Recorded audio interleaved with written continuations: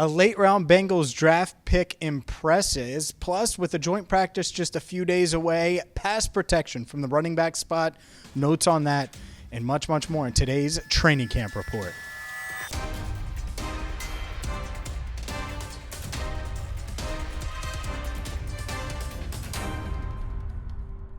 Hi again, everyone, and welcome in to Cincinnati Bengals Talk. I'm James Rapien of allbengals.com. Hit that subscribe button, ring the bell, and buckle up because we are going to be here Wednesday, and guess what that means? Wall-to-wall coverage of the Bengals joint practice with the Packers. And make sure you check out all of our coverage that we've had, whether it was my reaction to the Logan Wilson signing and all the notes from Sunday to Andrew Fox-Miller putting the highlight package of weeks 1 and 2 of camp. We're trying to give you the best, most comprehensive daily coverage here at Bengals Training Camp on YouTube with Cincinnati Bengals Talk. So hit that subscribe button, ring the bell, and let's dive into today, because today, primarily a special teams practice, and we will get to that. But first, there were some team periods.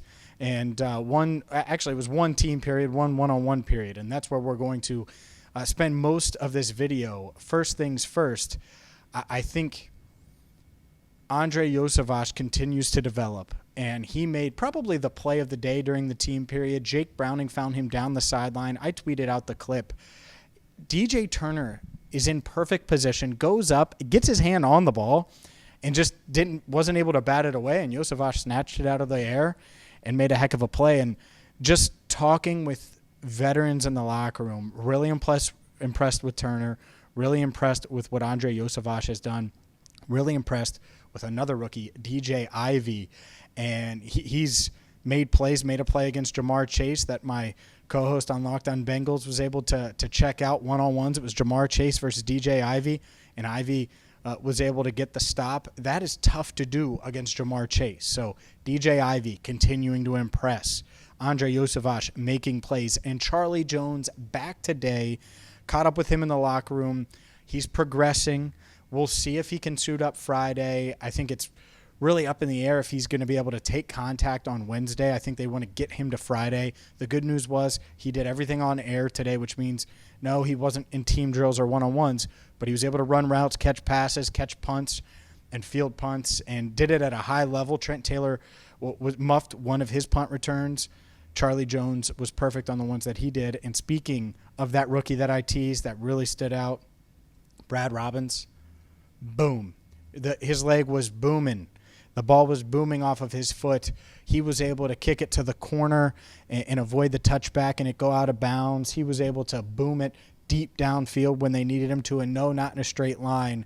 I think this kid is going to be really, really good, and you can just see it. He understands it. The weather was not great today.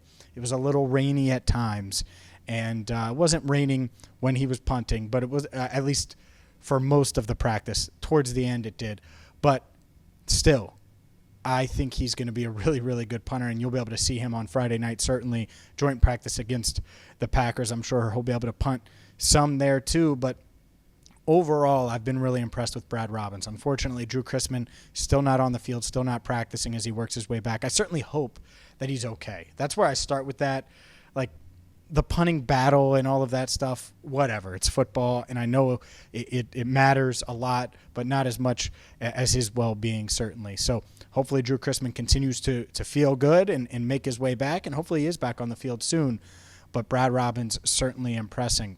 Other notes that stand out, and really I think it's the biggest position battle on offense remaining. Right tackle to me is already settled. It's Jonah Williams. I think Jackson Carman is battling for that swing tackle spot. You can debate me if you want or disagree, whatever. That's fine. I think it's Jonah's job, that starting right tackle spot. But the thing to me that's really interesting is what happens to that pass blocking back.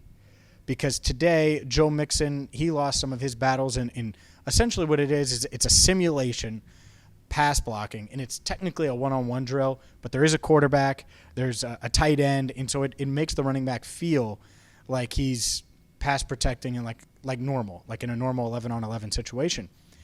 Joe Mixon lost a couple One was to Logan Wilson. Chris Evans lost multiple and was probably third in the pass blocking drill. I would say Joe Mixon was second. Chase Brown was first.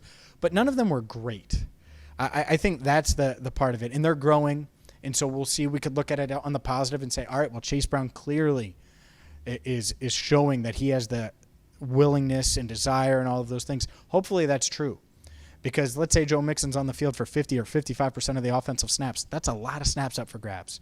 And while Brown is going to get carries, I think he's the second best running back in that room as a runner. I think he's really good NFL-level runner right now. He's got the explosion. Frank Pollock praised his vision on Sunday. We posted that video here on CBT, so I get that. But the pass-blocking element, that's going to be 20% at least. So can he show that? Joe Mixon will be out there for some, but someone else needs to emerge. So that is something I'm certainly going to be paying attention to on Wednesday when the Packers are in town, certainly Friday. And then if things are kind of iffy with Trevion Williams nicked up, I wonder how long they're going to go before they need to maybe, I don't even know if it's make a move, but make a decision. Because I think they know what they have in Trevion Williams, but it would have been good to see it in games. And now we're not sure how long he'll be out. He was on the rehab field, as was Terrell Basham. And one quick note, Alex Kappa missed today. I don't think it's anything serious. Frank Pollock talked about that on Sunday when he got nicked up. Today, it was a really light practice anyway. You might as well give him the day. Hopefully tomorrow it's a walkthrough so he can get some more rest. And then Wednesday, hopefully he's able to suit up in that joint practice against the Packers. Make sure you hit that subscribe button, ring the bell, and we will have more training camp updates throughout the preseason. We're just getting started. Football is here. It is game week. Thank you so much for watching. And until next time, for Andrew Fox Miller, our channel coordinator, I'm James Rapien, signing off for now on CBT, Cincinnati Bengals Talk.